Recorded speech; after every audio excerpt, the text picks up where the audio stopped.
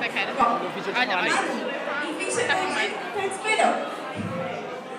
E aqui estou, como prometi, e te homenagear e te agradecer por tudo.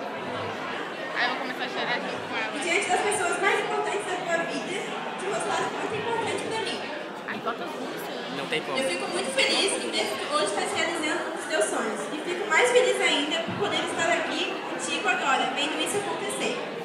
Eu acho que a gente não vai fazer moda em Paris e nem morar sempre juntas, ou pelo menos sempre perto uma da outra, como combinamos há 5 anos atrás.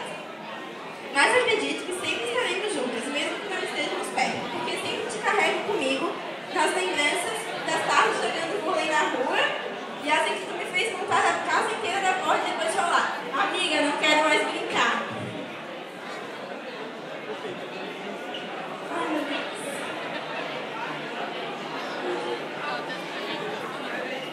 Pelas idas ao Brincamundo e os filmes que tu sempre me fez ver sozinha, porque sempre pega no sono no trailer.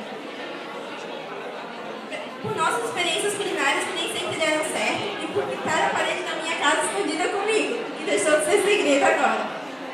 Só quero te agradecer por todas as férias, passeios e brincadeiras, por me fazer ter tantas lembranças boas, por me escutar, me dar bronca, me dar aqueles teus tapas nada delicados, por sempre machucar mais ainda meus machucados.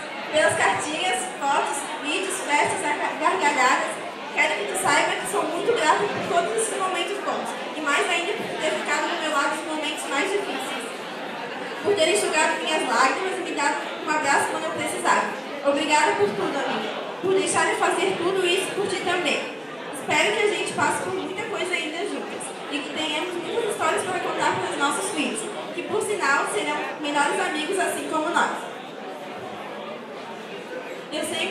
Eu posso ter 1 milhão de amigos durante toda a minha vida, mas tu sempre vai ser diferente de todos, porque somos mais que amigas, somos irmãs, e irmãs são irmãs em qualquer lugar, para sempre, independente de qualquer coisa e a qualquer distância. Eu desejo que tu realizes todos os teus sonhos, tu conquiste tudo que tu deseja, de verdade. Que Deus sempre te acompanhe, te ilumine e te proteja, que tu seja muito feliz, tenha muita paz, amigos, sorte, amor e esperança na tua caminhada. Que essa noite seja perfeita, assim como tu sempre sonhou. Te amo, feliz aniversário.